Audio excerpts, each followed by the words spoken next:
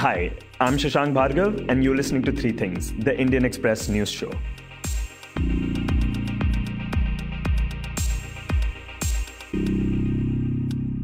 In this episode, we talk about how the Gujarat government is using homeopathic and Ayurvedic remedies to combat COVID-19. We also talk about a book published about the Northeast Delhi riots that created a lot of controversy last week. But first, we talk about Pakistan.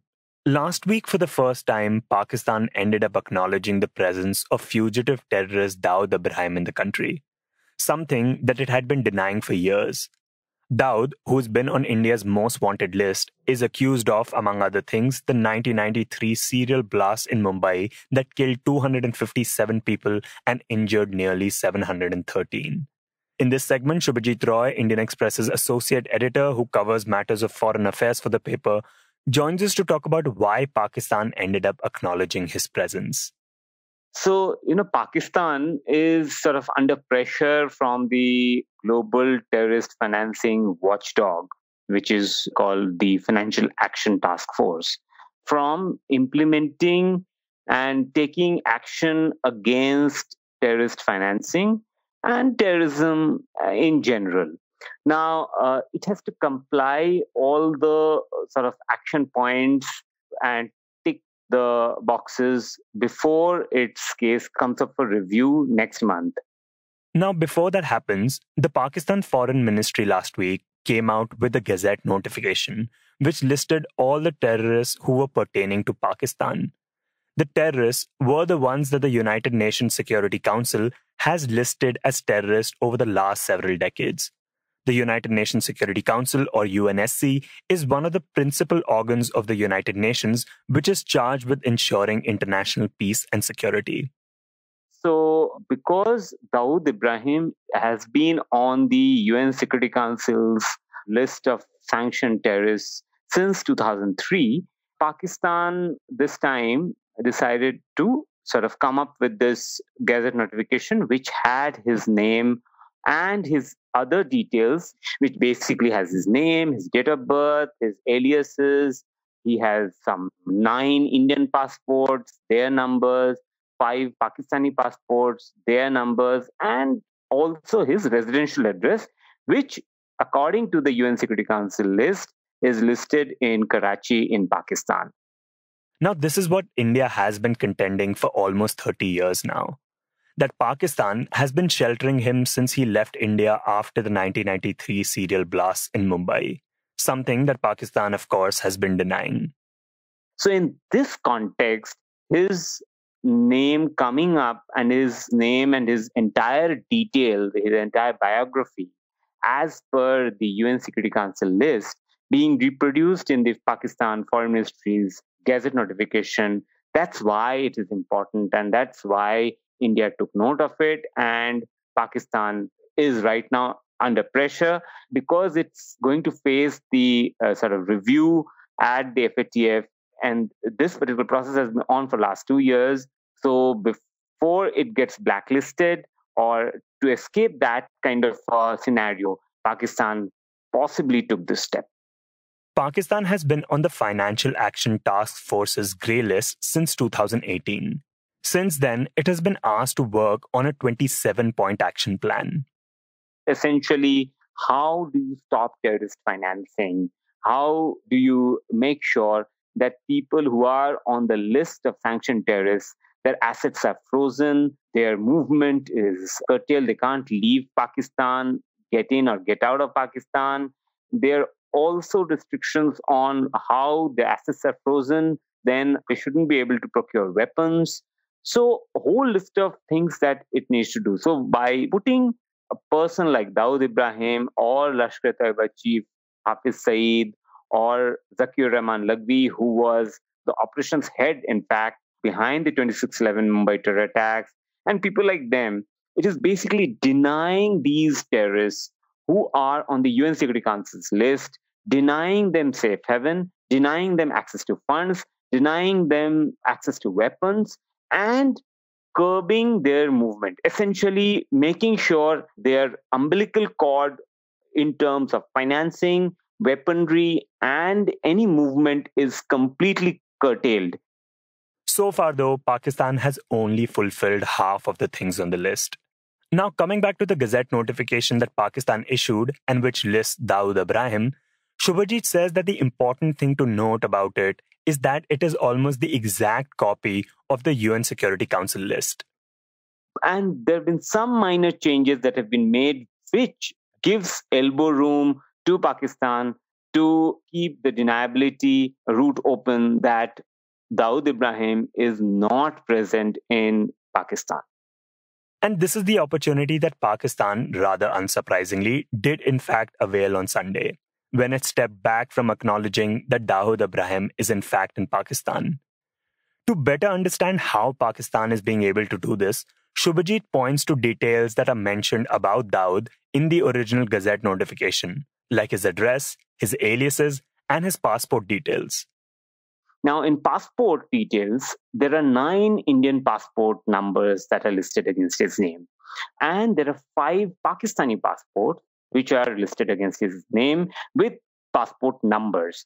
Now, Pakistan said that all the Pakistani passports are under the category of misuse. Misuse was mentioned in a bracket against each of the Pakistani passport numbers, which essentially means that Dawood Ibrahim has managed to get the Pakistani passports through unofficial means, essentially having forged a passport. That is Pakistan's claim as per that list.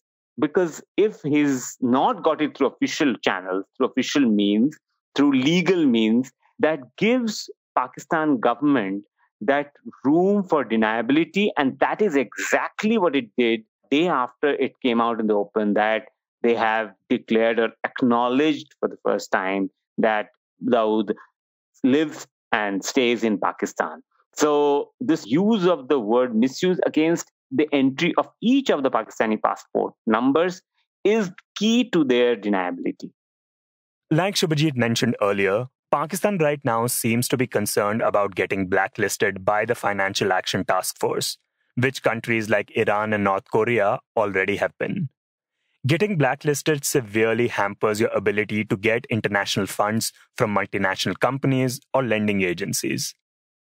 The possibility of them getting that fund goes down because it's rated poorly. It's like if you have a credit score out of 10, if you had a credit score of, say, 8, if it is suddenly at 1, so then chances of a bank refusing a loan is less. That is exactly what will happen to Pakistan if it gets blacklisted. That means its credit score goes to close to 0. And that's a dangerous situation for Pakistan's economy right now because it's already in a poor shape from before, and the pandemic has not helped matters. And therefore, right now, it needs access to international funds. So this blacklisting by the FATF, which India has been pushing for the last 2.5 years, if it comes through, Pakistan will be in trouble. That is exactly what Pakistan wants to avoid. And it is taking all the actions and would continue to take such symbolic moves, which gives the impression that it is serious about taking action against terrorism and terrorist financing. But merely symbolic moves may hurt its chances with the Financial Action Task Force, something that India is hoping for. But the evaluation, Shubhajit says, is technical, and both India and Pakistan will be making the case for it. And if Pakistan is able to justify its move, then it will avoid getting blacklisted like it has for the past 2 years. But you also have to see that it has backers within the FATF, like Turkey, Malaysia, and China, most importantly, and they may help Pakistan to avoid blacklisted. So it has friends and partners which may give it the long rope in a technical committee because essentially the decision has to be near consensus, almost unanimous. And if 2 or 3 members, they object to the listing, then Pakistan will sort of have the advantage, and that's how it will benefit. Dear listeners, sorry for this interruption, but before we move on to the rest of the show, I just wanted your quick attention. One of the big reasons people say they like this show is because it helps them understand the news better. It provides them with the context they need to see the bigger picture. And there is perhaps no other place that does that better than Indian Express's Explained section. We on Three Things refer to the section regularly, and it helps us make this show. If you're a regular reader of Indian Express, you know how useful the Explained section can be, especially when you're looking for in-depth analysis by the right experts. You can log on to indianexpress.com/explained and access the coverage 24/7. Explained by Indian Express, where news that matters is explained by experts who know the subject. Now, back to the show. Next, we talk about Gujarat. It has now been over 5 months since Gujarat saw its first case of COVID-19. And during this time, as part of warding off the virus, it has been pushing the use of homeopathic remedies like Arsenicum album 30, which it claims it has already distributed to nearly half of the population in the state. As we have discussed previously on the podcast, the drug Arsenicum album, according to homeopaths, contains arsenic, which in high levels is linked to cancers of the skin, liver, bladder, and lungs. It is also tied to cognitive and behavioral problems in children. But the homeopathic remedy claims to have less than 1% of arsenic in it. In fact, it is important to note that most homeopathic remedies are extremely diluted. Homeopaths claim that the diluted mixture retains a kind of memory of the original substance. The lower the dose, the more potent the remedy they say it is. There is, of course, no scientific evidence that the remedies work. In this segment, Sohini Ghosh, who reports on health in Gujarat for the newspaper, joins us to talk about to what extent the state has been pushing for such remedies and its COVID-19 situation. Sohini, the Gujarat state government has been distributing the homeopathic drug Arsenicum album 30 to people along with other unscientific concoctions. Could you talk about to what extent it has been doing that? So the Gujarat Health Department has been pushing for Ayush remedies as long ago as beginning of March. And until now, they have covered nearly 50% of the state's population in terms of distribution of these remedies as immunity boosters. So basically, they are using 4 remedies. One is a herbal concoction, which they claim they have administered nearly 6.6 crore doses. Then there's a herbal mix, which is termed as Samshani Vatti. It's sort of Giloy tablets, which they have distributed among 31 lakh people across the state. There's also something called Ayush 64, but that has not been hugely popular here. And the 4th is Arsenicum album, which they have distributed among 3.48 crore people across the state of the total population of roughly 6.8 crore. So that covers 50% of the population. That apart, now the health department has decided to start a 3rd round of such distribution on Friday. The Ayush ministry has been promoting things like these since the beginning of the pandemic, right? And since then, there have been concerns, some even from within the government, some even from the homeopathic community, to what extent they should be pushing these drugs, considering we don't know to what extent they work. And there have been conversations just to be a little cautious in that sense so that people don't get a false sense of security. Have we seen these kinds of concerns in the state from, say, the Ministry of Health? I would say largely no, because although the Ayush department is a separate department, the health department themselves has been very rigorously pushing for Ayush remedies. This is to such an extent that even in the government hospitals, where by and large the norm is allopathic treatment, even over there they are distributing herbal concoctions and as well as all these homeopathic and Ayurveda remedies. So the state's argument here is that this is benign, these formulas, and based on a very limited, skewed sample space, they are drawing this conclusion that even if this does not prove to be effective, there is no harm. And this is something that the homeopath community, as well as the state's health department, as well as the Ayush department, has been voicing. Have there been attempts to back this up scientifically? There has been, because currently the state, although the state's health department claims they have 7 clinical trials pertaining to Ayush remedies, the official clinical trials registry across India, it shows that there are 4 clinical trials going on in Gujarat with respect to Ayush remedies. Now, going in the nitty-gritties of these clinical trials, it does seem a bit flawed. For example, there are some trials which are not taking into account a parallel arm. There are some trials which are supplementing their patients with allopathic treatments as well. So, in such cases, I'm not sure how accurate your result would be in terms of proving the efficacy of these Ayush drugs. And how is Gujarat doing, in terms of managing the epidemic?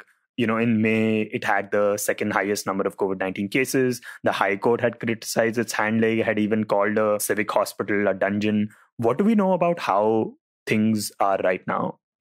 Currently, as per the information given out by the state government, the total number of cases figure at somewhere around 86,000. And as per the State Department's official figures, the deaths stand at around 2,900. And by and large, it does show an improvement, with the state also coming out on the 5th month. So basically, the state marked its 5th month since the outbreak on August 19, which is when they presented to the WHO as well on the state's initiatives so far. So as per the state, they have had the situation under control, although recently, in the first week of August, the Gujarat High Court did pull state officials up on the ground that Surat had seen a massive spread. And the High Court's point was, you had Ahmedabad as a template, you created a mechanism, so why could this not be replicated on time in Surat? Okay, so you mentioned the numbers that the state government has been putting out. But from what we understand, these numbers that we have been getting don't tell the full picture, right? Because even the data points that the state government is giving out is considerably less than, say, what a state like Kerala puts out. Yeah. So by and large, initially what we were noticing was there was a variance in the numbers being put out by local district administrations over here and what was being put out by the state health department. Now, the local district administration, they would also put out, for example, say death numbers. In those cases where the primary cause of death was probably not COVID, but they were COVID positive patients with supposedly underlying comorbidities. Now that part has been removed from the district administration's data as well as the state's data. So there's no way to know how many are actually dying in the state who are COVID positive patients, number one. Number two, the number which is selected as or recovered patients is not completely accurate, because ideally those should be termed as probably discharged patients, since there are cases every day where people test positive and the same day they're counted as discharged. So you technically can't call them to be recovered patients per se. Thirdly, there has also been instances noticed where dead patients who were not categorized under primary cause of death being COVID-19, they are being counted in the discharged data. So that obviously creates a false data point.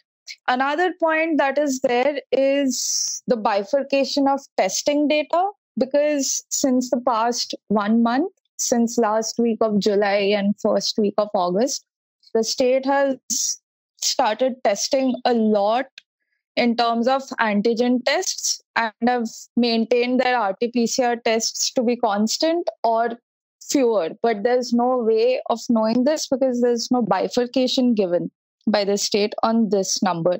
So by and large, if you compare with other states, for example, Maharashtra or Kerala, they do have a much more elaborate data point, much more accurate in terms of the locations from which they are seeing a surge in cases, the type of cases, the age group, the gender, as well as in the testing data. And in the end, we talk about a book that last week created a lot of controversy and uproar on social media. The backlash that it received eventually forced its publisher, Bloomsbury India, to withdraw it.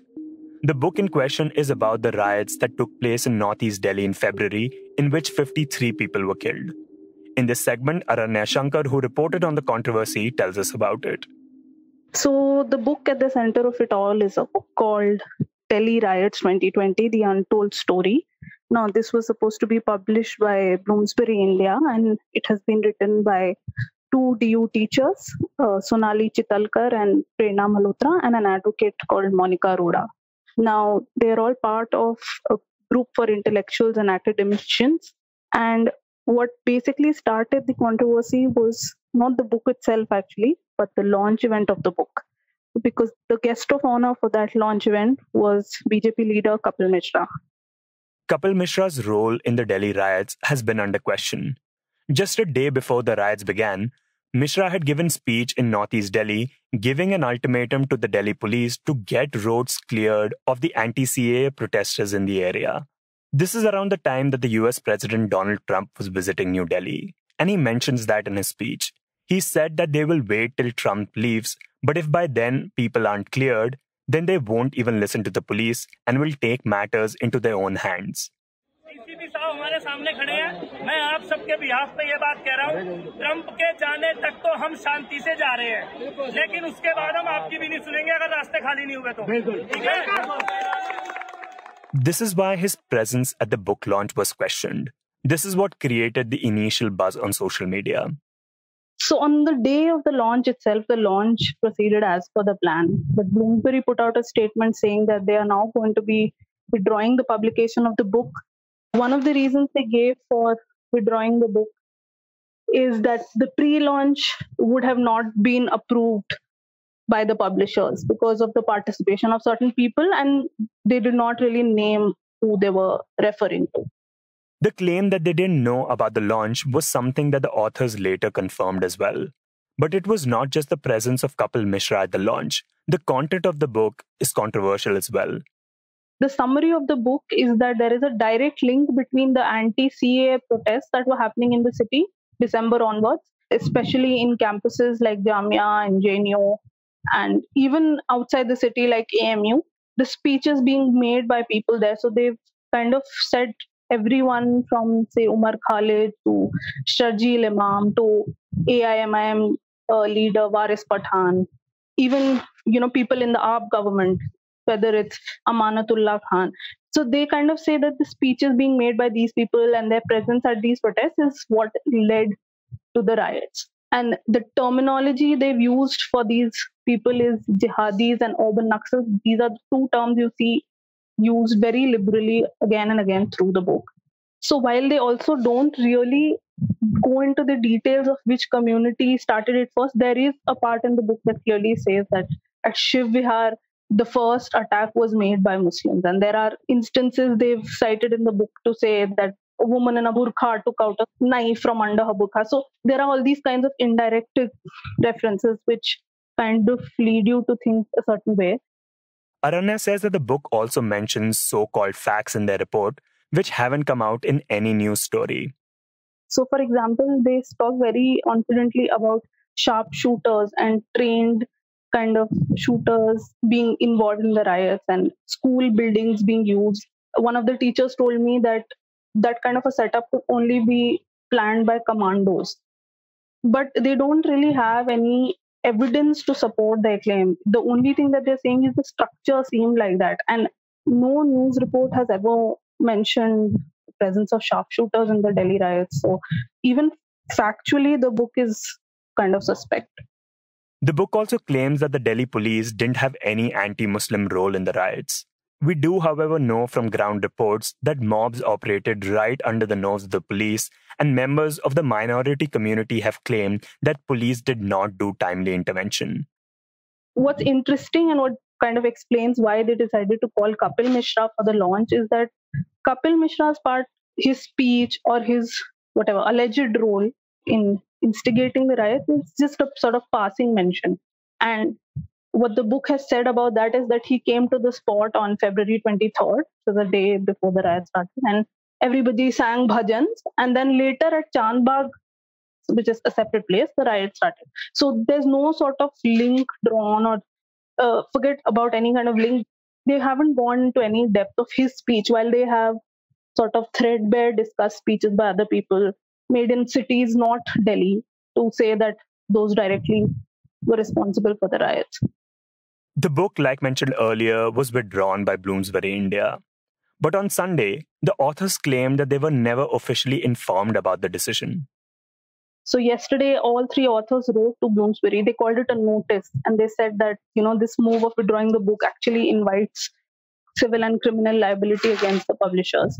They kind of just wanted Bloomsbury to give them an official notice saying that they are withdrawing, which they claimed they didn't get. So what has happened now is that another publishing house, which is a Gurgaon-based publishing house called Garuda Prakashan, has decided to publish this book on the quote-unquote untold story of the Delhi riot.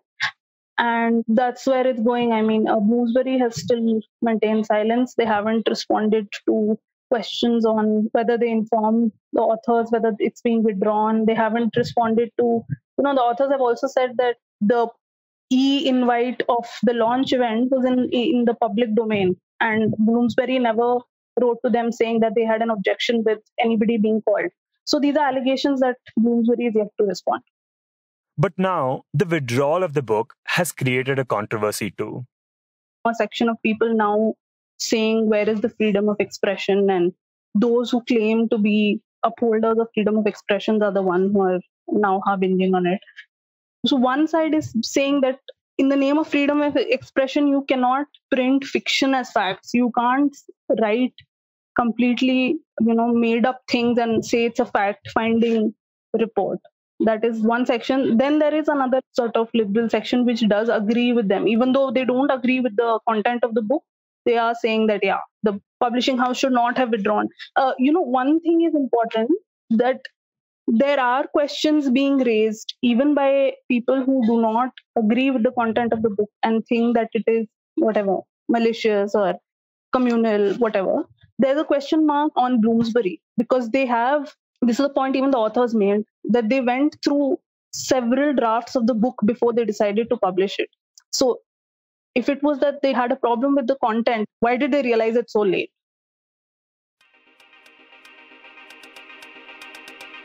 You were listening to Three Things by The Indian Express. Today's show was written and produced by me, Shashank Bhargav, and as always was edited and mixed by our producer, Joshua Thomas. Before we go, here's another reminder to check out Indian Express's Explain section. You can log on to indianexpress.com/explain and find in-depth analysis by the right experts. It has everything you need to know to understand the news better and see the bigger picture. If you like this show, then you can subscribe to us wherever you get your podcasts. You can also recommend the show to someone you think will like it, share it with a friend or someone in your family. It's the best way for people to get to know about us. You can also tweet us at Express Audio and write to us at podcast@indianexpress.com.